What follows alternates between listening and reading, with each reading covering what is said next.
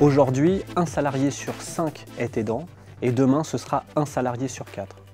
Qu'est-ce qui a motivé la décision de rentrer dans une démarche de labellisation, a fortiori la démarche de labellisation Andéo salarié aidant chez Egger? Le label nous permet de mettre en évidence ce qu'on faisait déjà au sein de l'entreprise pour les aidants, de communiquer sur les aides externes également, mais aussi pour entrer dans une démarche d'amélioration continue sur le sujet des aidants. L'intérêt de la labellisation est de venir structurer la démarche. Le label permet également de faire connaître le sujet et de mesurer la connaissance du sujet. C'était aussi intéressant de pouvoir aller convaincre par déjà des actions menées et puis par une évaluation de nos actions menées, nos dirigeants pour embarquer toute l'entreprise.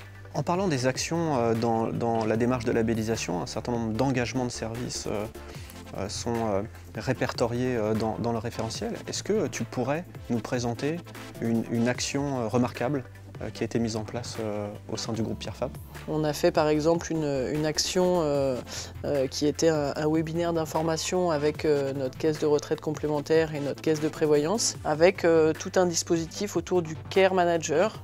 Et suite à cet événement-là, ça a décuplé totalement les demandes. Le premier besoin qui avait été identifié dans l'étude des besoins est un besoin d'information. Donc on a créé un guide dédié à l'entreprise où les salariés pouvaient trouver des ressources au niveau national, au niveau local et des éléments en lien avec leur contrat de travail. J'ai créé un groupe entre aidants au sein de l'entreprise. J'avais identifié certaines personnes aidantes et nous les avons réunies avec une psychologue. Le collaborateur aidant s'est rendu compte qu'il n'était pas seul finalement dans ses difficultés et qu'il se retrouvait dans une entreprise où il pouvait y avoir des personnes similaires à lui. Quels sont les bénéfices que vous avez repérés depuis que vous accompagnez des salariés aidants? Un salarié dont on s'occupe, ou en tout cas à qui on donne les moyens de mieux concilier sa vie personnelle et sa vie professionnelle, sera plus présent, plus performant sans doute, parce qu'il aura moins de choses qui viennent parasiter sa journée de travail. Et puis donc moins d'absentéisme, enfin voilà, ça fidélise nos collaborateurs, ça leur redonne de l'attachement aussi à l'entreprise. On constate que le salarié aidant, il n'est pas plus malade que les autres, voire moins. Lui va trouver un équilibre parce qu'il aura ses responsabilités d'aidant et aussi son métier, son travail, quelque chose qu'il aime, qu'il a envie de faire, qui est nécessaire à son équilibre personnel. Et moi, le salarié qui a envie de venir travailler, qui est motivé et qui, quand il est là, il est vraiment à 100% sur son travail.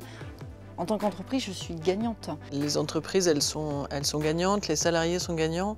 En fait, tout le monde a du positif à aller chercher sur les actions envers les aidants et donc aussi à communiquer sur ces actions. Bien, je vous remercie de votre participation, je vous remercie de vos témoignages et de l'aide que vous apportez aux collaborateurs aidants. Ensemble, nous pouvons construire un monde du travail plus inclusif, plus humain.